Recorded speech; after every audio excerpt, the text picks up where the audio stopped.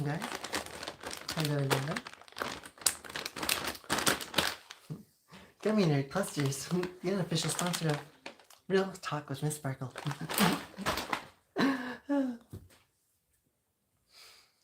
That's my second unofficial sponsor.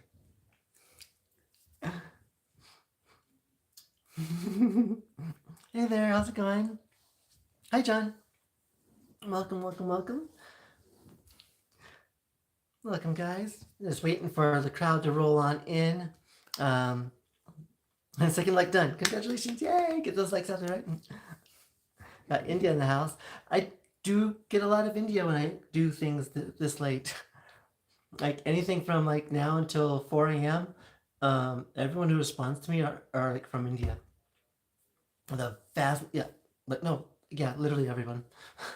It's like there's no other countries out there. It's just India. Like you guys are so awesome though. Like you're super social. Super social. Right? Good morning to you. Good morning. So I'm in Southern California right now. The climate is, let's see, I believe we are at 65 and it just got done raining. So I think we're still like 60 something percent humidity. So a little bit cloudy out. But yeah, tomorrow's going to be high 60s, low 70s tomorrow. So still, and it's going to be a cloudy day tomorrow. Tomorrow will be cloudy.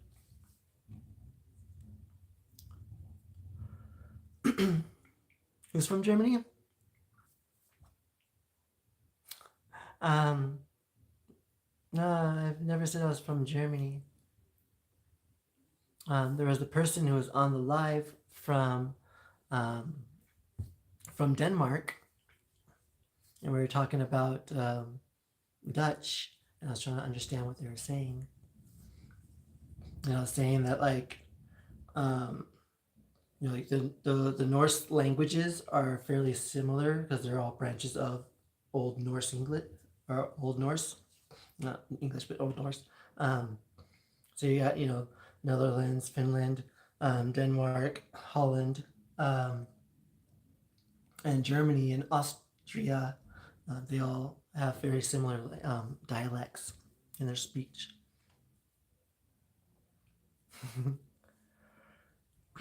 So, we're just waiting for people to come on in. Today's top. Oh, so if anyone's looking out there and thinking about coming on over, hi, I'm Gigi Sparkle, the Transgender goddess of happiness from the beautiful Southern California. This is Real Talk with Miss Sparkle, where I keep things real, raw, and educational on positivity talks, self-help, personal growth, and dealing with mental health disorders along the lines of anxiety, depression, trauma, and PTSD, mostly in the vein of childhood trauma and relationship PTSD.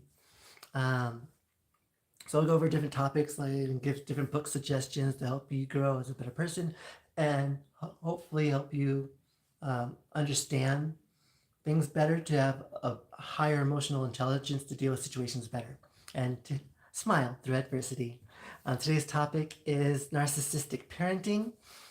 This is day 1, so we're just going over 2 topics on narcissistic parenting. Basically going over no tolerance for making mistakes, and fear tactics, use of fear tactics.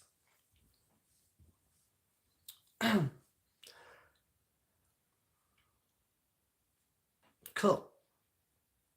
That's the thing I noticed about Indians, like you want to tell everybody everything that you're doing. And it's quite interesting because in the US, like it's considered rude to just give information that wasn't asked for. So it's quite interesting that trying to just trying to understand that like they're from a different country. They do things differently. They deal with life and handle life differently. And I guess with social media, you tell everybody everything that you're doing. Where in the United States, you want to keep things reserved because you don't want people knowing everything that you do.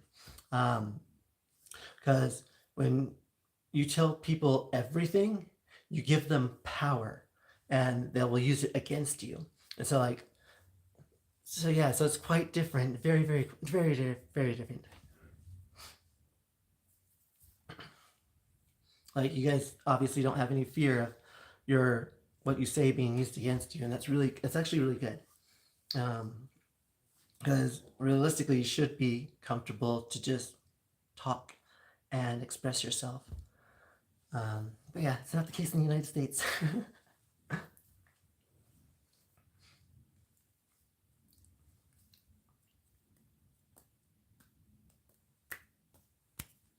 I'm trying to see is she coming in here yet? Oh, we got, is it John? Oh gosh, what was your name again? I think you said John. John. From India. Your name is... I didn't say your name. I thought you said your name. Oh, there it is. John. Yeah, you said John. I remember John. Yay. Go, got it. Memory's not that bad. I guess we'll just go over the topic and people can chime on in and join in the conversation as we go. So you're having we got beef and gravy for lunch. Right on. That's definitely something good. So like I am a curry fiend. That's my all-time favorite dish, and I love that there's like 70 different variations of curry. I love curry. It's my favorite dish. It's so funny because like my first experience with curry is the Japanese version, and so like growing up I only knew about the Japanese version, and then I found out about Thai having a version, and then I come to find out that the original came from India. I'm like, what? Wait, I'm so blown. Like, yeah. So we got the Indian curry, Thai curry, Korean curry, Japanese curry. I'm like, what? Everyone's got curry. There's so many curries to go for. I appreciate the compliment. Thank you. So again, guys, welcome to Real Talk with Miss Sparkle. I am Gigi Sparkle, the Transgender Goddess of Happiness from the beautiful Southern California. Today's topic is narcissistic parenting. So I'm just educating you guys on what the red flags are of narcissistic parenting. So if you see that in yourself, so hopefully you might change and do better. Or if you grew up in a household with narcissistic parenting, hopefully this will help you see that it's not okay, it's not normal, and seek avenues to heal yourself. And because there's going to be those traumas and the childhood traumas that are going to be there, and you might not know why. And it could be because of something that your parent did in the vein of narcissistic parenting. So hopefully you'll be able to seek out therapy to help you heal and grow.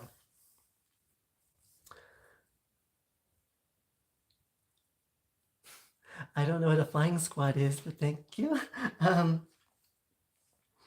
So the first one that I'm going over, I'm just doing 2 topics today, and then tomorrow we'll do 2 more, and then Thursday we'll do 2 more, and then Friday I'll go over coping skills to help you, to hopefully guide you and help you heal. Yeah, we're gonna give a couple of coping skills to help push through and grow from these traumas. The first one is fear tactics. Parents using fear tactics to control. So a narcissistic parent uses fear tactics to control and dominate their children, who they see as extensions of themselves. By eroding a child's independence and sense of safety, they ensure the child remains focused on the parent's needs and desires. The ultimate goal is to maintain power and a constant supply of attention. So, 1, narcissists, their whole goal of everything they do is attention. They want all the attention for them. So that's generally a clear sign of seeing like how a narcissist is, because they only want the attention on them. Hi Rahul, how you doing, love? So examples of these fear tactics are threats and intimidation. So creating panic and anxiety. A parent might use intimidation, verbal threats, or unpredictable behavior to make a child feel constantly on edge. They might say, I'll tell your family what you're doing, like what you're really like, or threaten social consequences. So like taking away the going to a school bowling event, or they're supposed to go to the movies with their friends, so they take away going to the movies. They want control. Threatening to withdraw love or support. This one's really bad because this creates a person who just can't necessarily doesn't understand love, so they can't love, so they seek love in all like the wrong ways and the wrong places. So they start trying to search for it as a teenager instead of waiting until after college, kind of when they got their feet on the ground. They'll try to prematurely find love. So a parent uses, and then they do the same things. They think love is conditional. They have no idea that unconditional love is a thing. For most American children who grow up to adults, they have no clue what unconditional love is, and they treat their children as such. And it's very sad because, yeah, a parent to a child should just be like that's unconditional. But no, for narcissistic parents, there are conditions to love, and they teach the kids that, and these kids grow up to adults and they have a hard time finding love or uh, making relationships work. They have a hard time connecting with people. So the parent uses conditional love as a weapon, making a child fear losing their affection. A narcissistic parent only shows love when their child is compliant and withdraws it when they are not. One of the biggest things a parent can do, like if you're doing this kind of thing, again, this is very traumatic on a child. Going to bed feeling that their parent doesn't love them, that causes extreme trauma in the brain because they're going to sleep thinking that their parent doesn't love them. So now their subconscious brain, in their sleep, all the dreams is about not being loved. So they're going to grow up in deep depression and constantly saying that nobody loves me. That's an extremely hard one to heal from because, again, it causes depression. That's one of the root sources of depression is like this kind of tactic. And it definitely needs therapy to get through it. But the sad thing about depression, once it settles in, it's really difficult to get rid of. It becomes a deep-seated mental illness rather than a mental disorder. So, like, that's one thing, like, never, ever, ever use love as a controlling tool. Like, in any relationship. It's just not how relationships work.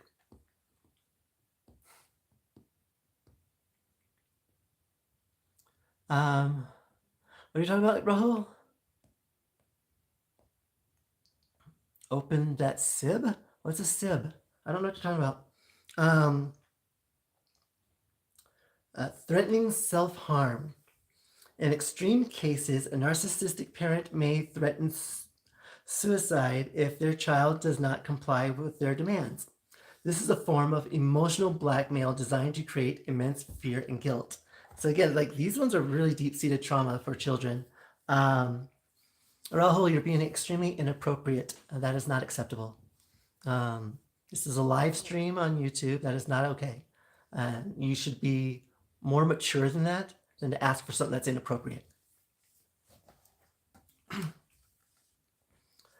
So generally I have zero tolerance on my lives, but since like I already know you from another platform, that's the one strike. You do something like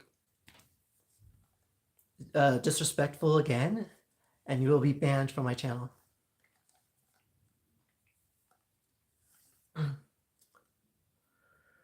Threatening self-harm. In extreme cases, a narcissistic parent may threaten suicide if the child does not comply. So again, this is another really bad one. The example I use here is, did I use an example? Well, they don't just say emotional blackmail. So example I have, they're gonna, in an argument, they're gonna use this glass and kill themselves because what the child did. My best example is one that I grew up with, and um, my mom would say like, "Oh, you guys make me so angry. I just want to drive this car into the wall," just killing everybody. So that creates a sense of uncertainty and unsafety, lack of safety. Sorry, I was like, that doesn't sound right. So like the parent's supposed to be your safety net, your safeguard, your rock. And when the parent blames you for wanting them to be dead or everyone else to be dead, makes you feel worthless, makes you feel burdensome. So then now you're walking on eggshells because you're afraid of doing anything, because the people you love are gonna kill themselves because of you. I don't know which ones. These are really bad. Oh my gosh. And then threatening abandonment. A parent may tell their child they will be left alone or unloved if they do not follow the parent's wishes. The phrase, "You'll never make it without me," is designed to foster a fear of autonomy. All these are so horrible. I know they're horrible because I had to deal with all of these as a child, and yeah, I've healed very well from my childhood trauma, but I still suffer a bit with depression and anxiety. A sense of abandonment makes it very hard for the adult the child growing up to the adult to actually trust anyone, to actually love somebody, because everything they do, they're afraid the person's just going to leave them. So they don't put 100% into the relationship. They only put a portion into the relationship because they're about to, why put forth 100% if they're just going to walk out on you or abandon you? These are deep-seated traumas that these build.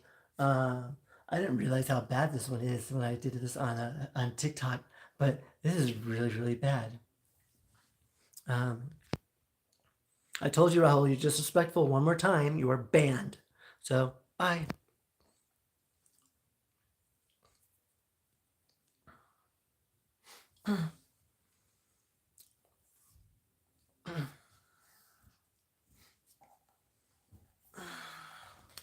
So, hi guys. I'm Gigi Sparkle. I have a zero tolerance on my lives. I just ask that you guys be respectful and polite and follow community guidelines, YouTube's community guidelines. You signed up for YouTube. You clicked yes that you'll follow the community guidelines. So follow the community guidelines. Keep things PG-13 and no harassment, spamming, or bullying. That was harassment. I told him once that is not acceptable, and he did it again. I have zero tolerance on my lives. There's no point for anyone to have to deal with disrespect, especially of the flesh. That's horrible. That's it's sad because like somebody who does that as an adult has some deep-seated trauma because they're childish as an adult and they don't understand how to respect women. So that means he saw his father, his uncles disrespecting women, and so he grew up to disrespect women, and that's not acceptable. There's gaslighting, fear tactics, so distorting reality, invalidating emotions, blame shifting, and fabricating conflicts. And there's creating constant anxiety and unpredictability through emotional outbursts, enforcing powerlessness, and boundaries violations. Boundary violations is also extremely bad on a child because they grow up not being firm in their boundaries and being firm with themselves. They let everyone just walk all over them. They tend to be quiet and recluse, and they're afraid or fearful to stand up for themselves. So again, we're going to topics of narcissistic parenting. These are some of the tactics that are used by narcissistic parents. And so I'm just letting you guys know about these things to hopefully help you grow if you've experienced these things. Or if you are that narcissistic parent, hopefully this opens your eyes and broadens your horizons to be a better parent. So that first topic was just fear tactics. Next topic we're going over is examples of zero tolerance.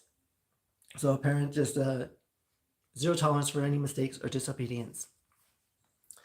Examples of narcissistic parents' intolerance for mistakes and disobedience revolve around the parent's need for control, perfection, and a flawless public image. The child is often seen as an extension of the parent and is expected to fulfill the parent's desires without question. So intolerance. So public embarrassment. A child spills a drink at the restaurant. Instead of comforting the child, the narcissistic parent shames the child for being clumsy and embarrassing them.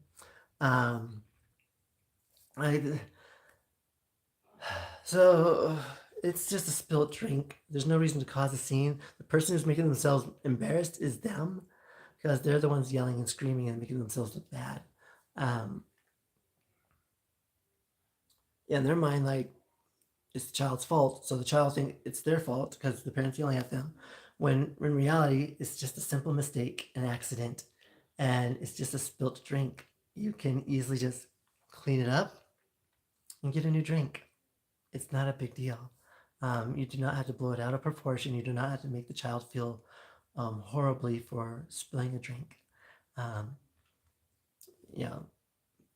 Tell the child it's okay. All we have to do is clean it up.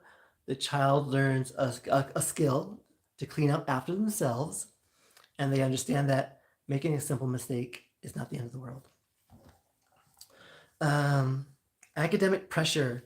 The child receives a B on a test. The parent disregards the child's hard work and instead criticizes the child for not getting a perfect score. The parent may imply the child is a failure and that their mediocrity reflects poorly on the parent. This is horrible to do to a child because this instills positivity for negativity. So you're reinforcing the negative. So you're pointing out that that they did a bad job, and it's not even that big of a deal. It's only a B, right?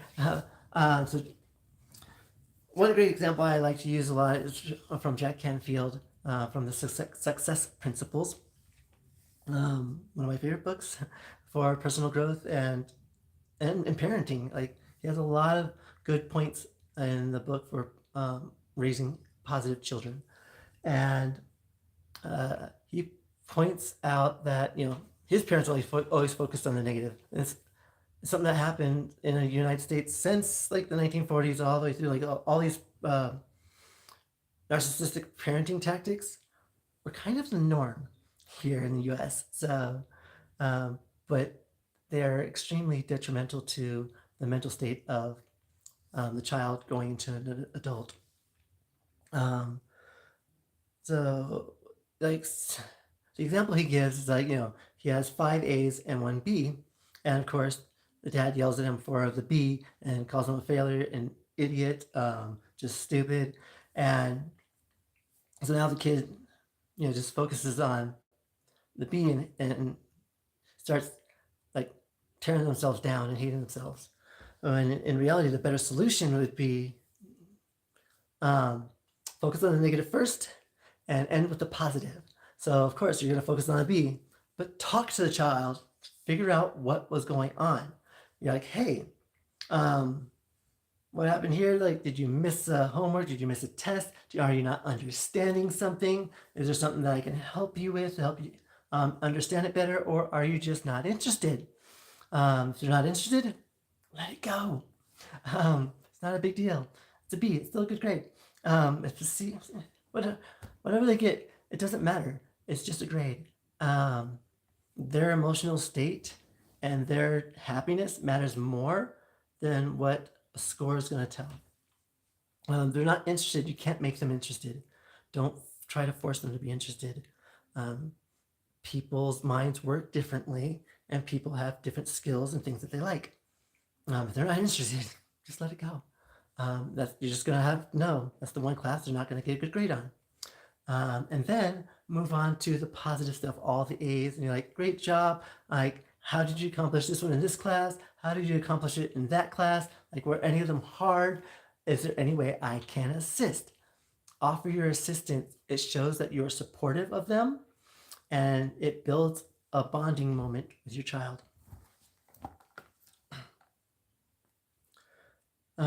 Taking personal offense. Child forgets to do a chore, and the parent reacts with a dramatic indignation, framing the minor mistake as a deliberate and personal betrayal. So after everything I've done for you, you can't even do this one thing for me.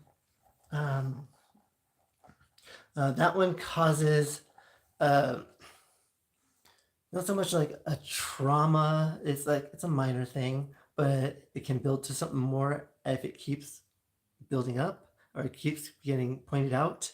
That nothing that they can do can satisfy anyone. No matter how much they try, no matter how much they work, they're just always going to disappoint somebody. So a parent saying that is instilling in the child that, why should I try? So as an adult, they don't put 100% effort into anything. They're just mediocre. They don't see the purpose. They don't see a reason. They don't understand why. I guess it's a lot. I was figuring out I was making it out to be. Yeah, so this is a big trauma. And it can also have some PTSD effects with that one. And then constant nitpicking.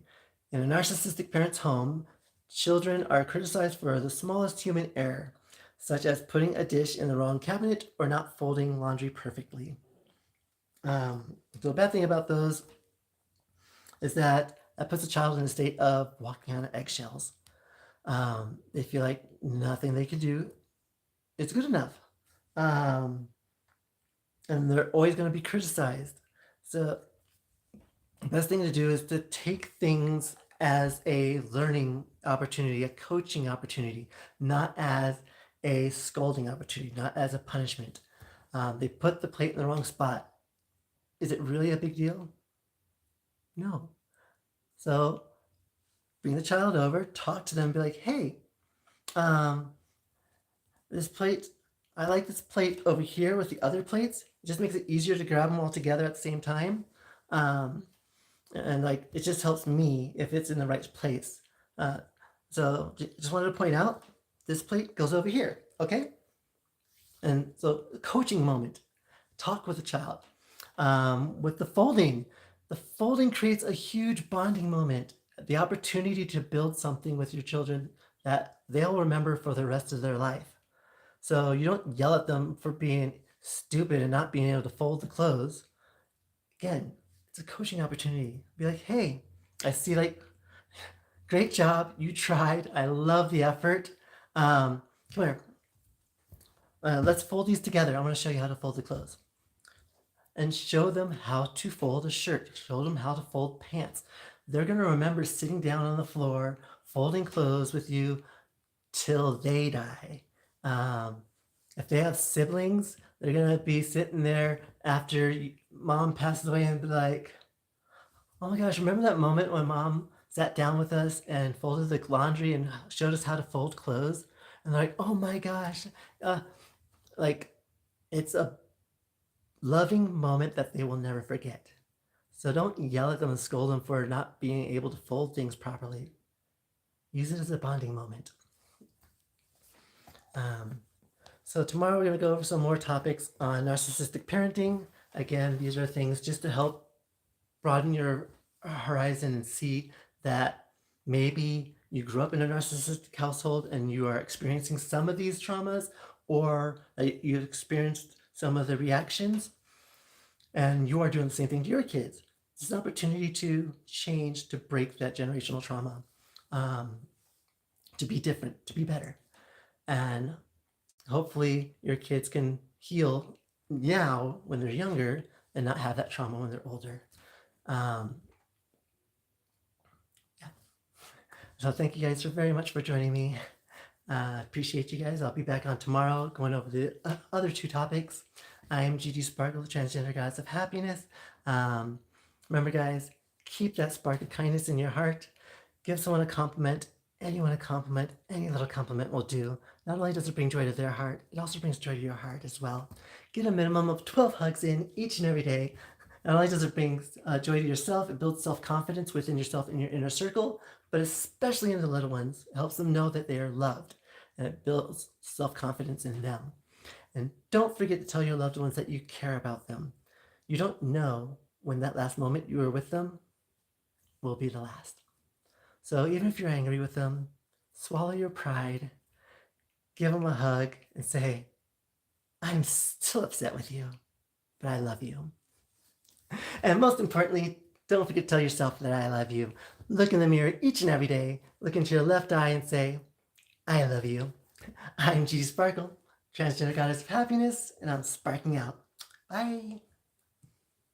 Love you guys. Be sure to join me tomorrow. Again, we're going to go over 2 more topics on narcissistic parenting and then some of the effects it has as an adult. And then on Friday, we're going to go over everything, and I'm going to give some coping mechanisms, some coping skills and ways to help you. And also, if you have experienced these things and you are experiencing childhood trauma or PTSD, parental PTSD, I will recommend, seeking a therapist. Most insurances cover therapy, so get out there, heal, and become a better person. All right? Love you guys.